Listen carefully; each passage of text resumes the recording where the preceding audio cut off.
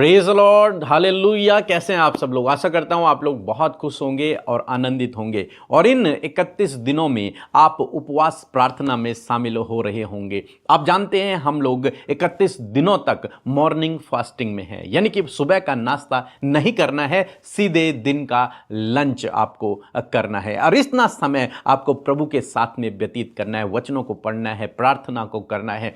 कैसे प्रार्थना करना है मैंने आपको सिखा दिया था। और जैसे कि आप जानते हैं कि आज का जो हमारा पैसेज था वो था मत्ती रचित सुसमाचार, उसका 4 अध्याय और 18 से 22 पद तक हम लोग देख रहे थे और कुछ पदों को हमने सुबह की प्रार्थना में देख लिया और कुछ पदों को हम लोग अभी देखने जा रहे हैं। इस समय हम लोग पढ़ेंगे 21 और 22, 2 पदों पर हम लोग डिस्कस करेंगे और इन 2 वचनों से मैं आपको 3 बातों को बताऊंगा जो परमेश्वर पवित्र आत्मा ने मुझसे बातचीत किया, वो मैं आपको शेयर करूंगा। और मेरा विश्वास है कि जब आपने इस पैसेज को पढ़ा होगा तो परमेश्वर ने आपसे भी बातचीत की होगी। यदि परमेश्वर ने आपसे बातचीत की है तो आप कमेंट में लिख सकते हैं या फिर हमें व्हाट्सएप में भेज सकते हैं कि प्रभु ने आपसे क्या बातचीत की।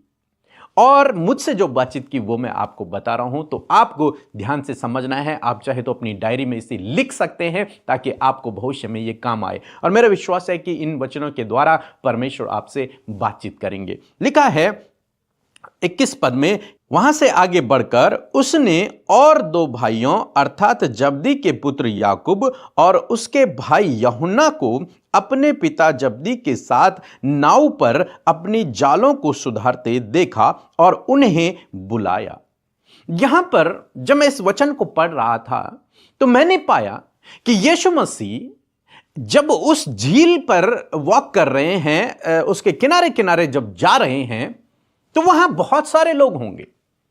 कोई एक दूसरे से बातचीत कर रहे होंगे, कोई दिन का प्लान कर रहे होंगे कि हम मछली बेचने कहां जाएंगे, कोई डिस्कस कर रहा होगा कि एक बड़ी मछली हमें मिली है, कोई कह रहा होगा हमें कोई मछली नहीं मिली। और वहां पर कुछ लोग बैठे होंगे, कुछ लोग खा रहे होंगे। अनेक प्रकार के लोग वहां पर देखने को मिल रहे होंगे यीशु मसीह को। और यीशु मसीह वॉक कर रहे हैं, यीशु मसीह देख रहे हैं, कुछ सर्च कर रहे हैं यीशु मसीह। और यीशु मसीह की नजरें अचानक से एक नाव पर पड़ी और उस नाव पर यीशु मसीह ने क्या देखा कि 2 भाई हैं। ये 2 भाई हैं। और जब यीशु मसीह ने उनको देखा कि 2 भाई अपने पिता के साथ में काम कर रहे हैं तो यीशु मसीह वहां पर रुक गए और यीशु मसीह रुक गए और उन्हें ऑब्जर्व करने लगे, उन्हें देखने लगे। तो जब यीशु मसीह ने ऐसे लोगों को नहीं बुलाया कि कोई भी यीशु मसीह को मिल रहा है, यीशु मसीह ने कहा चलो भाई मेरे पीछे हो लो, आ जाओ मेरे पीछे हो लो। नहीं, यीशु मसीह ने चूज किया, सेलेक्ट किया है। ऐसे नहीं बुला दिया किसी को भी, नहीं। तो जब यीशु मसीह ने चूज किया, सेलेक्ट किया, चुना प्रभु यीशु मसीह ने, तो कुछ तो देखकर चुना होगा। ऐसे तो नहीं चुन लिया होगा यीशु मसीह ने, कुछ तो उनके अंदर प्रभु यीशु मसीह ने देखा होगा। हालांकि लिखा है कि परमेश्वर ने जगत के मूर्खों को चुन लिया। हां, वो जगत के लिए मूर्ख हो सकते हैं, हम जगत के लिए मूर्ख हो सकते हैं, लेकिन परमेश्वर ने कुछ तो बात आपके अंदर, मेरे अंदर और इन 2 भाइयों के अंदर देखी है। और जब मैं इसे पढ़ रहा था तो मैंने पाया कि परमेश्वर ने एक बात को इनके अंदर देखा। वो बात ये थी कि ये अपने पिता के साथ में है। पहली बात जो मैं आपको समझाने जा रहा हूं कि ये दोनों भाई अपने पिता के साथ में है। मीन्स पिता के साथ होने का मतलब है ये अपने पिता से प्यार करते हैं। पहली बात, ये अपने पिता की काम में हाथ को बटा रहे हैं, ये अपने पिता के काम को समझते हैं, ये अपने पिता की जिम्मेदारियों को, अपने परिवार की जिम्मेदारी को समझते हैं, ये अपने पिता के काम को आगे बढ़ाना चाहते हैं। इसलिए ये यूनिटी में है, ये एक साथ हैं और ये अपने पिता के आज्ञाकारी भी हैं। जैसा इनका पिता इन्हें कह रहा है वैसा ये कर भी रहे हैं।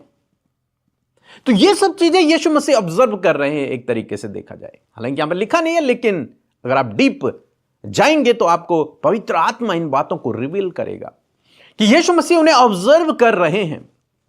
और यीशु क्या देख रहे हैं कि ये अपने पिता के कितने आज्ञाकारी हैं। यीशु मसीह देख रहे हैं कि ये अपने पिता से प्यार करते हैं। यीशु मसीह देख रहे हैं कि ये आप अपने पिता का काम आगे बढ़ाना चाहते हैं। यीशु मसीह देख रहे हैं कि ये अपने पिता के साथ में मिलकर इस काम को आगे बढ़ा रहे हैं। इन दोनों में, इन तीनों में कितनी यूनिटी है। और जब यीशु उसे ऑब्जर्व कर रहे हैं उन्हें, तब यीशु मसीह को ध्यान आ रहा है कि ये लोग मेरे किंगडम को, मेरे पिता के राज्य को बढ़ाने के लिए बिल्कुल फिट हैं। क्योंकि जब ये अपने संसारिक पिता की आज्ञा को मान रहे हैं, जब ये अपने संसारिक पिता के साथ में काम कर रहे हैं, तो ये हमारे स्वर्गीय पिता का काम भी पूर्ण विश्वास योग्यता के साथ में, पूर्ण आज्ञाकारिता के साथ में करेंगे। और यीशु मसीह इन बातों को ऑब्जर्व कर रहे हैं। और आगे लिखा है, अपने पिता जब्दी के साथ नाव पर, कहां थे? नाव पर थे अपने पिता के साथ में, और अपने जालों को सुधारते देखा। क्या कर रहे थे लोग? जालों को सुधार रहे थे। जिनसे इन्होंने मछलियां पकड़ी होंगी, वो जाल अब उलझ गए होंगे, अब ये सुधार रहे हैं। और सुधारने के लिए बहुत धीरज चाहिए होता है। आप जल्दबाजी में नहीं सुधार सकते किसी चीज को। बहुत धीरज से और बहुत प्यार से सुलझाना पड़ता है चीजों को। और तब प्रभु यीशु मसीह देख रहे हैं, इनके अंदर इन बातों को ऑब्जर्व कर रहे हैं कि ये बहुत प्यार से इस जाल को सुलझा रहे हैं, ये इसे तोड़ भी नहीं रहे हैं। इसलिए यीशु मसीह को यह ध्यान आ रहा है कि मेरा भी यही काम है। क्या काम है? लोगों को सुधारना। यही तो प्रभु का काम है। लोग जो अंधकार में पड़े हुए हैं, पाप के गुलामी में पड़े हुए हैं, उन्हें सुधारना, उन्हें परमेश्वर के राज्य में लेकर के आना, उन्हें सही बना देना, उनके जीवन में परिवर्तन को लेके आना। प्रभु यीशु मसीह सोच रहे होंगे कि ये बिल्कुल फिट हैं, ये धीरज से इन जालों को सुधार रहे हैं, तो ये लोगों को भी धीरज से सुधार लेंगे। ये प्यार से इस जाल को सुधार रहे हैं, तो ये लोगों को भी प्यार से सुधार लेंगे। और जब यीशु मसीह ने उन दो भाइयों के अंदर इस बात को देखा, पहली बात कि अपने पिता के साथ में है, पिता के आज्ञाकारी हैं, पिता के काम को बढ़ा रहे हैं। दूसरी बात, ये जालों को बहुत अच्छे से सुधार रहे हैं। और यीशु मसीह ने तुरंत उन्हें सेलेक्ट कर लिया, उन्हें चुन लिया कि ये दो व्यक्ति बहुत परफेक्ट हैं मेरे किंगडम को बढ़ाने के लिए, मेरे काम को आगे ले जाने के लिए, पिता के काम को आगे ले जाने के लिए, पिता की आज्ञा को मानने के लिए, पिता की जिम्मेदारी को निभाने के लिए ये दो व्यक्ति परफेक्ट हैं। और यीशु मसीह ने उन्हें लिखा है और उन्हें भी बुलाया। प्रभु यीशु मसीह ने उनसे कहा, फॉलो मी, मेरे पीछे हो लो। और जानते हैं क्या हुआ? वे तुरंत नाव और अपने पिता को छोड़कर उसके पीछे हो लिए। तीसरी बात, जब यीशु ने उन्हें बुलाया, जब यीशु की आवाज उनके कानों पर पड़ी, तो यह एक साधारण आवाज नहीं थी, ये नॉर्मल लोगों के जैसी आवाज नहीं थी, यह सर्वशक्तिमान की आवाज थी। समझ रहे हैं मेरी बात को? यह बहुत डिफरेंट आवाज थी। यह कोई ऐसी आवाज नहीं थी, क्या तुम मेरे पीछे चलोगे? नहीं, यह अथॉरिटी से भरी हुई एक आवाज थी। और आप जानते हैं, सर्वशक्तिमान की आवाज है वो, सृष्टिकर्ता की आवाज है वो। और जब उन्होंने प्रभु यीशु मसीह की आवाज को सुना, तो उन्होंने अपनी नाव भी छोड़ी, अपना जाल भी छोड़ा और अपने पिता को भी छोड़ा। अब जानते हैं, जब उन्होंने उस उलझे हुए जाल को, जो काम अभी कंप्लीट नहीं हुआ था, उसे वहीं पर छोड़ा होगा, और वो नाव से उतरे होंगे और नाव से दूर जाने लगे होंगे, तो उसके पिता और जितने भी और कर्मचारी वहां पर होंगे, वो उन दोनों भाइयों को आवाज दे रहे होंगे, तुम कहां जा रहे हो? वापस आओ, अपना काम कंप्लीट करो, ये जालों को सुधारो, इन मछलियों को साइड करो, आज दिन भर बिजनेस करने जाना है। उसका पिता उन दोनों को आवाज दे रहा होगा, लेकिन इन दोनों ने अपने पिता की आवाज को अब नजरअंदाज कर लिया, क्योंकि इनके रियल पिता ने, सच्चे पिता ने, इनके असली पिता ने, सर्वशक्तिमान परमेश्वर ने इन्हें आवाज दे दी है।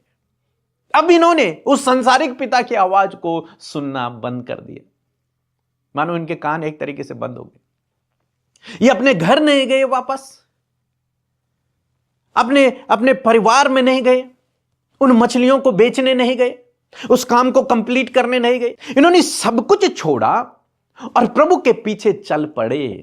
क्यों? क्योंकि इन्होंने सर्वशक्तिमान की आवाज को सुन लिया। प्रभु यीशु मसीह ने इन्हें कोई लालच नहीं दिया। प्रभु यीशु मसीह ने नहीं कहा मैं तुम्हें धन दूंगा। प्रभु यीशु मसीह ने नहीं कहा मैं तुम्हें एक बड़ा चेला बनाऊंगा। प्रभु यीशु मसीह ने नहीं कहा कि मैं तुम्हें वरदान दूंगा। प्रभु यीशु मसीह ने नहीं कहा कि मैं तुम्हें और मछलियां पकड़ूंगा, दिखाऊंगा तुम्हें नई झील दिखाऊंगा। नहीं, प्रभु यीशु मसीह ने कहा मेरे पीछे हो लो। और यह बहुत पावरफुल आवाज थी, सर्वशक्तिमान की आवाज। उस आवाज के सामने सब कुछ फीका था इन दोनों के लिए। इन्होंने सब कुछ छोड़ा और प्रभु के पीछे चलना शुरू कर दिया। तो इन तीन बातों को हम यहां पर देखते हैं। पहली बात कि यीशु मसीह ऑब्जर्व कर रहे हैं इनके अंदर कि ये अपने पिता के आज्ञाकारी हैं, अपने पिता के काम को आगे बढ़ाना चाहते हैं। दूसरी बात कि ये जाल सुधार रहे हैं। और जब प्रभु यीशु मसीह ने इन दो बातों को इनके अंदर देखा, प्रभु ने उन्हें चुन लिया। मैं आपको उत्साहित करना चाहूंगा, प्रभु ने आपको चुना है। आपके अंदर कुछ ना कुछ बात देखकर प्रभु ने आपको चुना है। ऐसे नहीं चुन लिया आपको कि आप आ जाओ, नहीं, आपको एक विशेष उद्देश्य के तहत चुना गया है। और आपके अंदर प्रभु ने एक विशेष बात को देखा है, इसलिए उसने बुलाया है आपको। यदि आप में से कुछ लोगों को प्रभु की आवाज सुनाई दे रही है जैसे इनको सुनाई दे रही थी, तो उस आवाज का इनकार न करें। हो सकता है लोग आपको पीछे से आवाज दे रहे हों, आपके माता पिता आपको आवाज दे रहे हों कि मसीह के पीछे नहीं चलना है, आपके दोस्त आपको आवाज दे रहे हों कि वहां नहीं जाना है। हो सकता है अनेक प्रकार के लोग आपको मसीहत में, स्पिरिचुअल लाइफ में, फेथ में बढ़ने के लिए रुकावट बन रहे हों, आपको आवाज दे रहे हों कि पीछे लौट के आओ, अपना काम कंप्लीट करो। लेकिन मैं आपको उत्साहित करना चाहूंगा, यदि आपने सर्वशक्तिमान की आवाज को सुना है तो उसने आपके अंदर कुछ बातों को देखा है और वो आपके लिए, आपके जीवन में बड़े काम को करना चाहता है। उसके पास आपके लिए योजना है। तो इसलिए यदि आप सुन रहे हैं उसकी आवाज को, तो आप नजरअंदाज न करें। बाकी लोगों की आवाजों को फिर न सुने, फिर आप प्रभु की आवाज सुने और सब कुछ छोड़कर प्रभु के पीछे चल पड़े। जब प्रभु ने मुझे आवाज दी थी तो मैं नौकरी किया करता था। मैंने जब प्रभु की आवाज को सुना, मैंने अपनी नौकरी छोड़ दी। जब प्रभु की आवाज को सुना, मैंने अपने दोस्तों को छोड़ दिया, सब कुछ छोड़ा मैंने भी, और मैं सीधे प्रभु के पीछे चलने पड़ा, क्योंकि मुझे पता था ये सर्वशक्तिमान की आवाज है जो मुझे बुला रही है। देखिए, किसी साधारण व्यक्ति की आवाज नहीं है, ये सर्वशक्तिमान परमेश्वर की आवाज है। वो आज आपको आवाज दे रहा है, रिस्पॉन्स आपका है। इन्होंने तुरंत से प्रभु के पीछे चलना शुरू कर दिया, किसी दूसरे की आवाज को फिर नहीं सुना। आपको भी यही करना है। इस संसार में बहुत सी आवाजें हैं जो आपको पीछे खींचना चाहती हैं, उनको मत सुने। आपको जो आगे बुला रहा है उसकी आवाज को सुने, क्योंकि उसके पास आपके लिए एक बहुत बड़ी योजना है, एक बहुत बड़ा प्लान है। सो मैं आशा करता हूं आपने इन वचनों के द्वारा आशीष पाई होगी। मेरा विश्वास है कि प्रभु आपको इन उपवास प्रार्थनाओं के द्वारा आशीष देगा। और कल के जो उपवास प्रार्थना का जो हमारा पैसेज रहेगा, जो टॉपिक रहेगा, वो रहेगा मरकुस रचित सुसमाचार, उसका 4 अध्याय 35 से 41 पद तक आपको पढ़ना है। और कल सुबह की प्रार्थना में और कल रात की प्रार्थना में है हम उस पैसेज पर डिस्कस करेंगे। आप जरूर से पढ़ें, पवित्र आत्मा आपसे बातचीत करेगा, और बाकी जो कुछ प्रभु मुझसे बातचीत करेगा मैं भी आप लोगों को समझाने की कोशिश करूंगा। और आपको एक बात बताना चाहूंगा, यदि आपने दिल्ली मीटिंग में आने के लिए रजिस्ट्रेशन नहीं किया है तो आप जरूर से कर दीजिए, क्योंकि वहां पर लिमिटेड सीटें हैं, बाद में आपको सीट नहीं मिल पाएगी। सो इसलिए जरूर से जल्दी से रजिस्ट्रेशन करवा लीजिए। सो प्रभु आपको आशीष दे। सबको जय मसीह। मेरा नाम अश्विनी है, मैं महाराष्ट्र से हूँ और मैं 3 गवाही देना चाहती हूँ। मेरी पहली यह गवाही है कि मेरी डिलीवरी के वक्त में, जब मैं प्रेग्नेंट थी, तब मेरा बीपी बढ़ता ही जा रहा था। बीपी कम ही नहीं हो रहा था। बहुत डॉक्टर्स को दिखाया पर बीपी का मुझे कोई भी असर नहीं हो रहा था। फिर मैंने पीके ब्रदर और अमृता सिस्टर जी को प्रेयर किए थे, मेरे लिए प्रेयर कीजिए और मेरे बीपी के लिए। तो उन्होंने मेरे लिए प्रेयर किया, तो मेरी बीपी ऑटोमेटिकली नॉर्मल होते कम हो गई है। और मेरी दूसरी गवाही ये है कि मेरे पैर में कुछ तो भी चुभा था, तो पहले मैंने ध्यान ही नहीं दिया और 10-12 दिन के बाद मुझे बहुत दर्द हो रहा था पैर में। मैंने हॉस्पिटल में दिखाया, बहुत जगह पे दिखाया और एक्सरे भी निकाले, गोलियां भी खाए, बहुत ट्रीटमेंट ली कुछ डॉक्टर्स ने ऑपरेशन के लिए भी बोला था कि अभी ऑपरेशन करके ही जो कुछ पैर में है वो निकालना पड़ेगा। तो मैंने अमृता सिस्टर जी और पीके ब्रदर जी को मैंने प्रेयर रिक्वेस्ट भेजा और उन्होंने मेरे लिए प्रेयर किया। तो मेरा वो दर्द पैर का ऑटोमेटिकली कम हो गया और वो जो कुछ पैर में था वो अपने आप से ही निकल गया और पैर मेरा एकदम नॉर्मल हो गया। तीसरी गवाही ये है कि मेरे बीपी की वजह से मेरे बेबी को भी बहुत प्रॉब्लम हो रही थी पेट में। तो डॉक्टर ने बोला था कि एक तो बीपी मम्मी को प्रॉब्लम होगा, नहीं तो बेबी के लिए। मैंने पीके ब्रदर और अमृता सिस्टर जी को मैंने प्रेयर रिक्वेस्ट भेजा, उन्होंने प्रेयर किया और मेरा बेबी भी नॉर्मल हो गया और मैं भी नॉर्मल हो गया और मेरा बीपी भी नॉर्मल हो गया। इसलिए मैं प्रभु यीशु का और अमृता सिस्टर जी पीके ब्रदर जी का कोटि कोटि धन्यवाद करना चाहती हूँ। आइए मिलकर प्रार्थना करें। धन्यवाद करते हैं प्यारे प्रभु यीशु मसीह, हमारे उद्धारकर्ता, हमारे जीवन के आधार। हम आपका धन्यवाद करते हैं इस खूबसूरत पल के लिए प्रभु जी, इस फेलोशिप के लिए परमेश्वर, इस प्रभु शाम के समय के लिए प्रभु कि तूने हम सबको परमेश्वर प्रभु जी तैयार किया परमेश्वर, शरीर में और आत्मा में प्रभु, इस फेलोशिप के लिए प्रभु। धन्यवाद प्रभु उन सारे लोगों के लिए खुदावन जो इस प्रार्थना का हिस्सा बने हैं प्रभु, उनकी सहमति इस फेलोशिप के साथ में जो है खुदावन, मैं धन्यवाद करती हूँ कि उनका प्रभु इस प्रार्थना के साथ में प्रभु जो उनका प्रभु हिस्सा है परमेश्वर, उनका जो योगदान है प्रभु, उसके लिए प्रभु हम धन्यवाद करते, क्योंकि प्रभु जी हर एक व्यक्ति जो तेरी फेलोशिप में है प्रभु जी, वो उस फेलोशिप का पार्ट है प्रभु, उसका हिस्सा है। मैं धन्यवाद करती हूँ हर एक उस व्यक्ति के लिए प्रभु जो पिता इस प्रार्थना का हिस्सा बना है प्रभु, उन्हें, उनके परिवार, उनके बच्चों को हम यीशु मसीह नासरी के नाम से नामो नाम आशीष देते। और प्रभु आपकी पवित्र प्रजा हम सब मिलकर खुदावन आपके नाम को जो सर्वशक्तिमान है, जो ऑलमाइटी नेम है प्रभु, द मोस्ट हाई नेम, हम उसको प्रेज करते, हम धन्यवाद करते, हम आपकी महिमा, आपकी तारीफ करते परमेश्वर। Thank you Jesus, thank you Jesus for everything. हम हर एक बात के लिए तेरा धन्यवाद करते आज की शाम में, इस फेलोशिप के लिए, आपके प्रभु जीवित कलाम के लिए, जीवित वचन के लिए, प्रार्थना की संगति के लिए, आपके लोगों का वचन सुनने के लिए हम आपका धन्यवाद करते प्रभु। धन्यवाद तू ही है जो अपने प्रभु प्रेजेंस को हमारे बीच में देता है। मैं धन्यवाद उस प्रेजेंस के लिए करती हूँ खुदा जो हमारे मध्य में है, आपके लोगों के साथ में है। हम उस कीमती पवित्र आत्मा, उस सामर्थ्य पवित्र आत्मा के लिए धन्यवादी हैं जो तूने हमें सहायक के रूप में दिया है प्रभु। धन्यवाद पिता, पुत्र, पवित्र आत्मा, हम